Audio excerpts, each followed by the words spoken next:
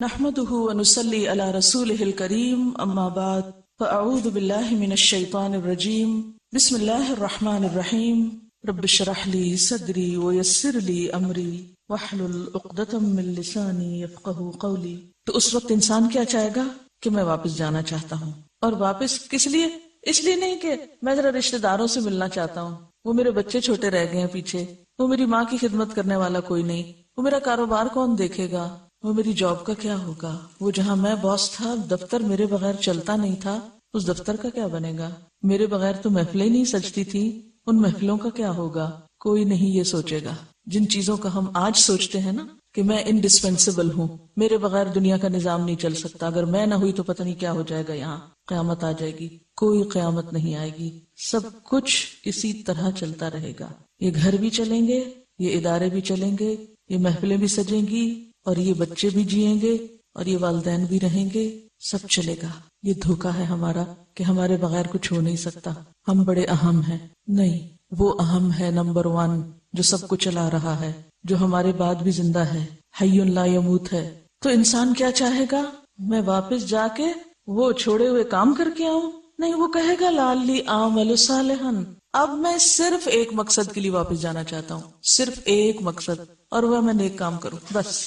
یہ مرنے والا سوچے گا، ہم آج کیوں نہیں سوچ لیتے؟ کیا ہم پہ موت نہیں آنی؟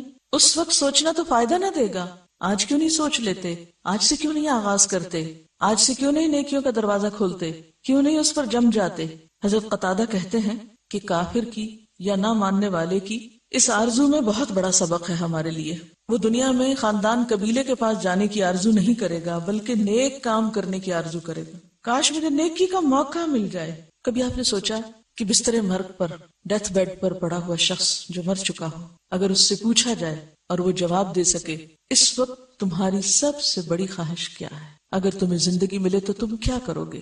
حالانکہ وہ اس کو ملنے والی نہیں، لیکن اگر اسے کہا جائے کہ تمہیں زندگی ملے، 1 گھنٹہ مل جائے یا 1 دن مل جائے، کیا کرو گے؟ تو وہ کیا کہے گا؟ میں کسی بار میں جاؤں گا، یا کچھ جام اور چڑھا لوں، کسی کسینو میں جائے گا، کسی پارک میں تفریح کو جائے گا۔ وہ کہاں جائے گا؟ وہ تو چاہے گا کہ تم سب ہٹ جاؤ، میں اپنی آخرت کے لیے کچھ کر لوں۔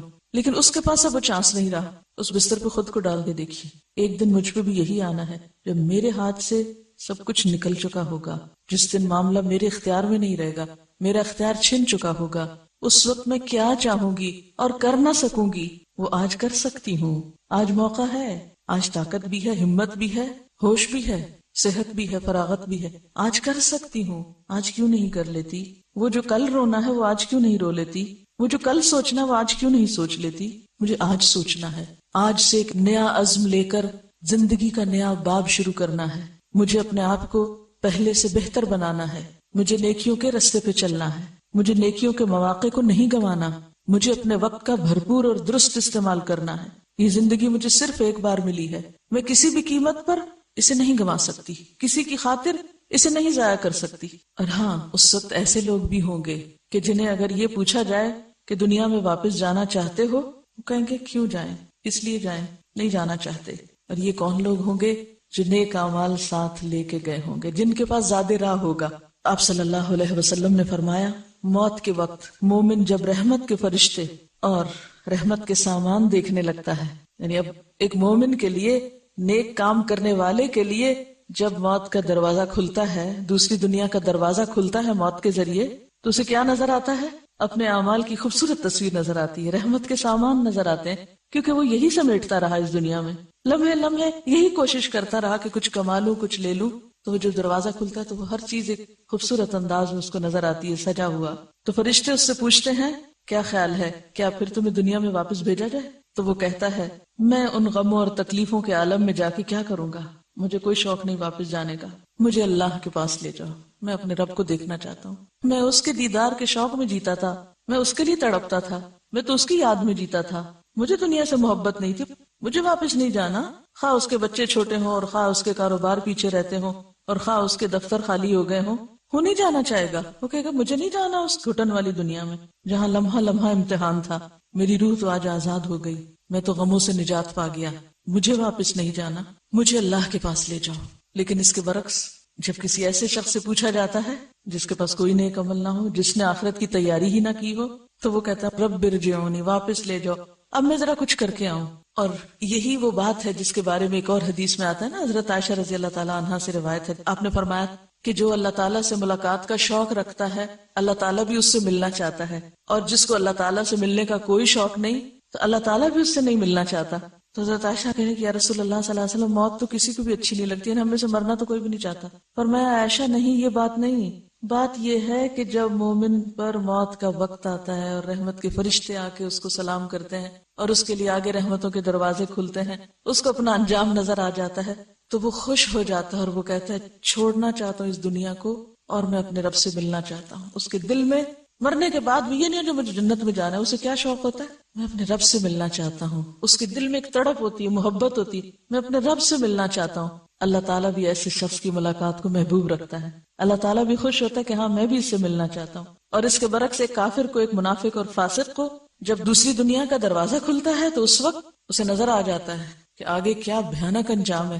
وہ جھوٹ، وہ فریب، وہ چوری چکاری، وہ غلط کاری، وہ دھوکے، وہ فراڈ، وہ ساری چیزیں، وہ حرام کاریاں، وہ ساری سامنے کھڑی ہیں انتظار میں، آؤ ہم تمہیں مزہ چکھائیں. تو اس وقت اس کو سخت ندامت اور پریشانی ہوتی ہے، کہتا ہے مجھے واپس جانا ہے، لیکن پیچھے سے دروازہ بند، وَمِن وَرَائِهِمْ بَرْزَخٌ، دروازہ بند، آہنی گیٹ بند، کوئی واپسی نہیں. ایک جانا نہیں چاہتا، اس سے پھر پوچھا جاتا جانا چاہتے ہو؟ کہتا نہیں، مجھے تو اپنے رب سے ملنا ہے. وہ جی اس لیے رہا تھا، اس کی تو زندگی کا مقصد یہی تھا کہ جس نے مجھے سب کچھ دیا میں اس کو خوش کر لوں. تو اس کو تو بشارت مل گئی، خوشخبری مل گئی، وہ تو آگے بڑھے گا ہی، وہ کیوں جائے گا پیچھے؟ اس کے لیے اس دنیا میں کوئی اٹریکشن نہیں جس کے لیے وہ جیے. اس کے لیے جس چیز میں اٹریکشن تھی وہ تو سامنے ہے، وہ پیچھے پلٹ کے دیکھے گا. اگر آپ کی محبوب ترین چیز آپ کے سامنے ہو، آپ پیچھے دائیں بائیں ادھر ادھر کیوں دیکھیں گے؟ کہیں بھی نہیں دیکھیں گے، کیونکہ محبوب چیز سامنے ہے، آپ کی نظریں اسی پہ لگی ہوئی ہیں. اور جس کے سامنے بھیانک منظر ہو تو اپنی آنکھیں بند کر لے گا اور وہی واپس جانا چاہے گا، اور جب لوٹے گا تو دیکھے گا دروازہ بند. لعلی اعمل صالحا فیما ترکت، کلا ہرگز نہیں، امپاسبل، انہا کلمۃ هو قائلها، یہ تو صرف ایک بات ہے، یہ تو صرف کہنے کی ایک بات ہے جو وہ کہہ رہا ہے، اس سے آگے کچھ بھی نہیں، اس کی کوئی حقیقت نہیں. وَمِن وَرَائِهِمْ بَرْزَخٌ إِلَى يَوْمِ يُبْعَثُونَ، اور ان سب کے پیچھے ایک برزخ ہے اس دن تک جب وہ دوبارہ اٹھائے جائیں گے.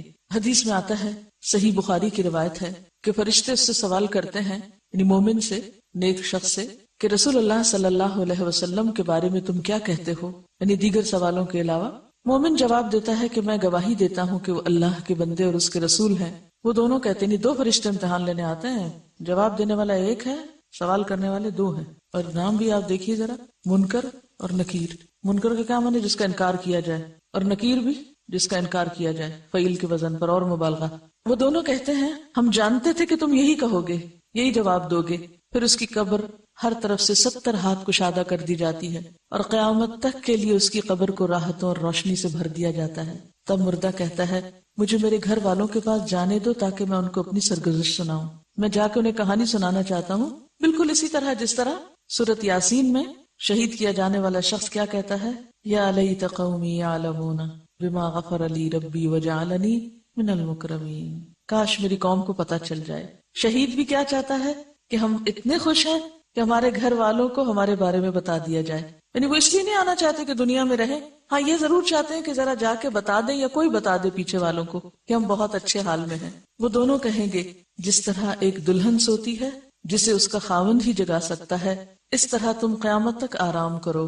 اور مرنے والا اگر منافق ہوتا ہے تو ہر سوال پہ شور مچاتا ہے اور کہتا ہے لوگ جو کچھ کہتے تھے میں وہی کہتا تھا، وہی کرتا تھا، مجھے نہیں معلوم. من کان فی ہذہ اعمی وہو فی الآخرۃ اعمی. اندھا بن کے جیا، میرا دین کیا تھا؟ بس جو لوگوں کا دین تھا، جو لوگ کرتے تھے میں بھی وہی کرتا تھا، مجھے نہیں معلوم. فرشتے کہیں گے ہمیں علم تھا کہ تو یہی کہے گا.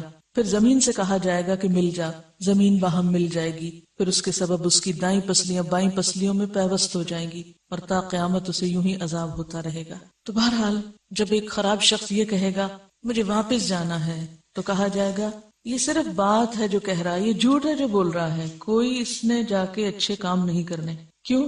اس لیے کہ جسے کرنا ہوتے ہیں وہ ایک دفعہ میں بھی کر لیتا ہے. اس بات کی وضاحت ایک اور واقعے سے ہوتی ہے. حضرت عمر کے دور خلافت میں ایک چور چوری کرتے ہوئے پکڑا گیا. حضرت عمر نے اس کا ہاتھ کاٹنے کا حکم دیا. چور نے گڑ گڑانا شروع کر دیا کہ میں نے پہلی دفعہ چوری کی، اس دفعہ چھوڑ دیں، آئندہ نہیں کروں گا.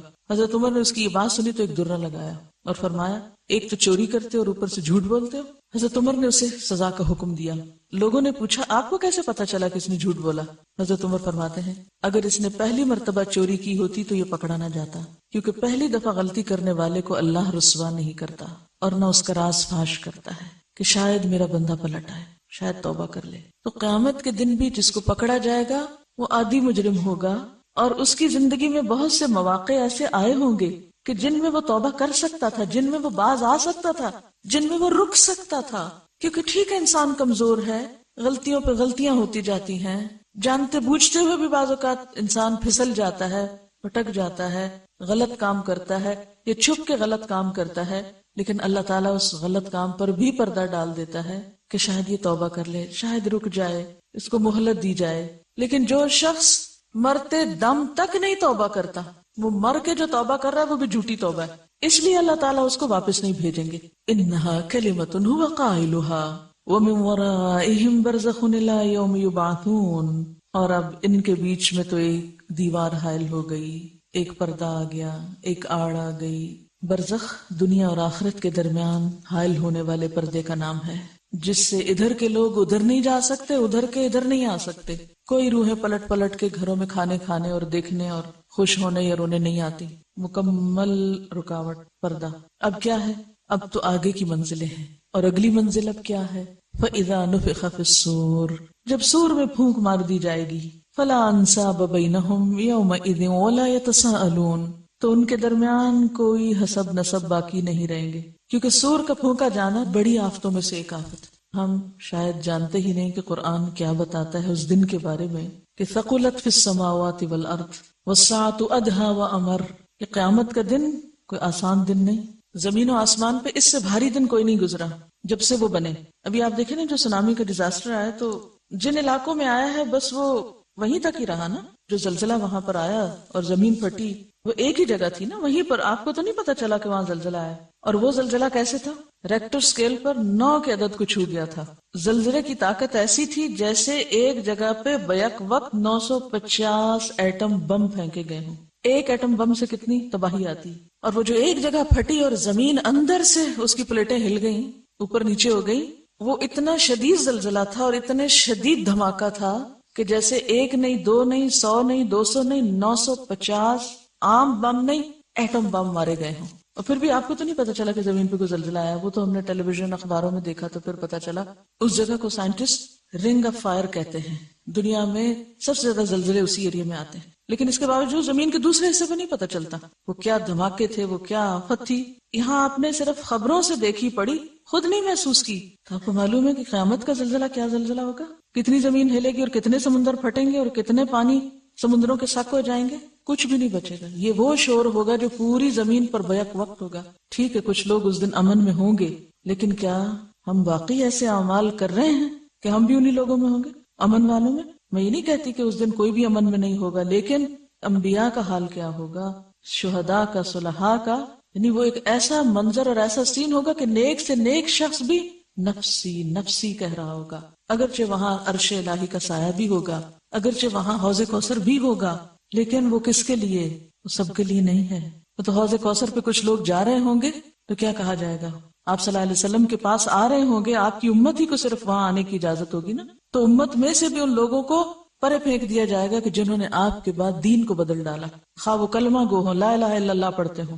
تو ہم کہاں سے جانتے ہیں کہ ہم کن لوگوں میں ہوں گے؟ اور عرش الہی تلے جو 7 لوگ ہیں ان میں سے کون سی کوالٹی ہمارے اندر ہے یا پیدا کرنے کی کوشش کر رہے ہیں یا اس کے لیے ہمیں کوئی توجہ ہے. تو وہ دن معمولی دن نہیں. اور اگر ہم یہ کہہ کے اگنور کر دیں کہ یہ صرف یک طرفہ تصویر ہے، دوسری باتیں نہیں بتائی گئی، تو بھی ہمیں اپنے آپ کو وہاں پلیس کر کے دیکھنا ہے کہ ہمارے اندر کیا خوبی ہے اور ہم کہاں ہوں گے اگر پیغمبروں کے اوپر یہ کیفیت ہوگی. آپ نے وہ حدیث بھی پڑھی ہوگی کہ جب عیسیٰ علیہ السلام سے سوال کیا جائے گا تو ان کے بال بال سے خون رسنے لگے گا، ایسا خوف ہوگا. ہم نے جس طرح دنیا میں کیئر لیس ایٹیٹیوڈ اختیار کیا ہوا ہے، ہم آخرت کے بارے میں بھی اتنے ہی کیئر لیس ہیں. کیا فرق پڑتا ہے؟ دیکھا جائے گا جب آئے گا. تو بات یہ ہے کہ اللہ کرے کہ ہم سب امن میں رہنے والوں میں سے ہوں، لیکن کس کو خبر کہ اس کا آخری وقت کس طرح آتا ہے. کیوں حضرت عمر کہتے ہیں کہ اگر سارے لوگ جنت میں بھیج دیے جائیں اور کہا جائے صرف ایک شخص نہیں جا سکتا، تو مجھے پھر بھی ڈر رہے گا کہیں وہ میں تو نہیں، کہیں وہ میری بات تو نہیں. تو قیامت کے دن فَإِذَا نُفِخَ فِي الصُّورِ فَلَا أَنْسَابَ بَيْنَهُمْ، جب سور پھونکا جائے گا، اور سور کا پھونکنا پوری زمین کو اپنی لپیٹ میں لے لینا ہے تو ساری رشتہ داریاں ختم. اہل عرب کا جو معاشرہ تھا اس میں رشتہ داری کی بڑی اہمیت تھی. لوگ کسی بھی آفت اور کسی بھی مصیبت کے وقت کہاں رجوع کرتے تھے؟ اپنے رشتہ داروں کی طرف. یعنی اسٹرانگ قبائلی سسٹم تھا نا. آپ اندازہ کر سکتے ہیں کہ وہ ایک دوسرے پر کتنے ڈیپینڈنٹ ہوتے ہیں اور کتنا ان کا آپس کا تعلق اسٹرانگ ہوتا ہے. تو قیامت کے دن وہ سارے رشتہ دار اور دوست جن پہ وہ دنیا میں بھروسہ کرتا تھا وہ سب چھوڑ بھاگیں گے اس کو. فلا انصاب بینہم، اور پھر ولا یتساءلون. اور تساؤل کا معنی کیا ہوتا ہے؟ ایک دوسرے سے مدد مانگنا، ایک دوسرے سے حق مانگنا. کوئی کسی سے مدد مانگ ہی نہ سکے گا. وَإِن تَدْعُ مُثْقَلَةٌ إِلَىٰ حِمْلِهَا لَا يُحْمَلْ مِنْهُ شَيْءٌ وَلَوْ كَانَ ذَا قُرْبَىٰ. کوئی بوجھ سے لدا ہوا، گناہوں سے لدا ہوا شخص اگر کسی اور کو بلائے گا بھی، ان تدعو مثقلۃ الی حملها، کسی اور کو پکارے آؤ ذرا میرے گناہ تھوڑے سے تم اٹھا لو، میری کمر ٹوٹ رہی ہے، لا يحمل منه شیء، ایک گناہ بھی اٹھا کے اس کی کمر ہلکی نہیں کرے گا. ولو کان ذا قربا، ہاں وہ قریبی رشتہ دار ہی کیوں نہ ہو، عزیز ترین ہی کیوں نہ ہو. آج تو بات ہے عمل کی، لائے کیا ہو، ساتھ کیا ہے. فمن ثقلت موازینہ فاولئک هم المفلحون. تو جن کے اوزان بھاری ہو گئے، جن کے اعمال نامے وزنی ہو گئے، یہی لوگ کامیاب ہونے والے ہیں. یعنی آج ضرورت کس چیز کی ہے؟ اعمال کی. کیسے اعمال کی؟ جو اسے وہاں فائدہ پہنچائیں. یہ اعمال نامے کس چیز پر مشتمل ہوں گے؟ ان اعمال ناموں میں کیا کچھ ہوگا؟ اعمال میں کیا کیا چیزیں شامل ہوں گی؟ وہ کام جو ہم نے اپنی زندگی میں کیے، وہ آثار جو ہم نے اپنے پیچھے چھوڑے، ما قدموا وآثارہم، جو آگے بھیجا جو پیچھے چھوڑا. اور اس کے علاوہ شہیدوں کا خون، علماء کی روشنائی جس سے کتابیں لکھی گئیں، ان سب چیزوں کا بھی وزن ہوگا. اسی طرح وہ علم جو ہم بانٹتے ہیں، دوسروں کو دیتے ہیں، دوسروں تک لے جاتے ہیں، اس کو پھیلاتے ہیں. فضل العلم ایک کتاب ہے، اس میں ابراہیم نخعی سے روایت ہے کہ قیامت کے روز ایک شخص کا اعمال نامہ لایا جائے گا اور ترازو کے پلے میں رکھا جائے گا، لیکن پلہ ہلکا ہوگا کچھ. اب یہاں کامیابی کا معیار کیا بتایا گیا ہے کہ جس کے پلڑے بھاری ہوں گے وہ پہنچ سکے گا، آگے کامیاب ہوگا. جب وزن کیا گیا کچھ نیکیاں کم نکلی، کچھ پوائنٹس کا فرق آ گیا. اب کیا ہو، اتنے میں اس شخص کے پاس بادل کی طرح کی ایک چیز لائی جائے گی، کوئی چیز آئے گی اور تو اس کو بھی اس میں رکھ دیا جائے گا اور یوں پلہ بھاری ہوگا. اس وقت اس سے پوچھا جائے گا اے شخص تم جانتے یہ کیا چیز تھی، یہ بادل کیا تھا؟ وہ کہے گا مجھے تو معلوم نہیں. تو اسے بتایا جائے گا یہ تیرا وہ علم ہے جو تو لوگوں میں بانٹتا تھا، یہ وہ تیری بھلائی ہے جو تو نے دوسروں کے ساتھ کی. آثار ان کو بھی پھر وزن میں رکھا جائے گا. لیکن آج ہم اس معاملے میں کتنے بخیل ہیں. پتہ ہوتا بھی ہے تو بھلائی اور خیر آگے نہیں لے جاتے. ہم سمجھتے ہیں ہم نے خود اگر کہیں بیٹھ کے نفل پڑھ لی، اپنے لیے خود کچھ کر لیا، ہمارے لیے وہی کافی. کیا پتا وہ کافی نہ ہو، ساری زندگی بھی آپ سجدے میں پڑے رہے تو کافی نہیں ہے. لہٰذا اپنے اندر عمل کرنے کے ساتھ ساتھ ہمیشہ انکنڈیشنل بھلائی کیا کریں دوسروں کے ساتھ، کیونکہ علم وہ چیز ہے جو روشنی دیتی ہے انسان کو، جو لوگوں کو آنکھوں کی روشنی، بصیرت کی روشنی عطا کرتی ہے. آپ آج دوسرے کا بھلا کریں گے، کل آپ کا بھلا ہوگا. وَمَنْ خَفَّتْ مَوَازِينُهُ، تو جس کے پلڑے ہلکے ہو گئے، فَأُولَئِكَ الَّذِينَ خَسِرُوا أَنفُسَهُمْ، یہ وہ لوگ ہیں جنہوں نے اپنے آپ کو خسارے میں ڈالا. فی جہنم خالدون، اب یہ جہنم میں ہمیشہ رہیں گے.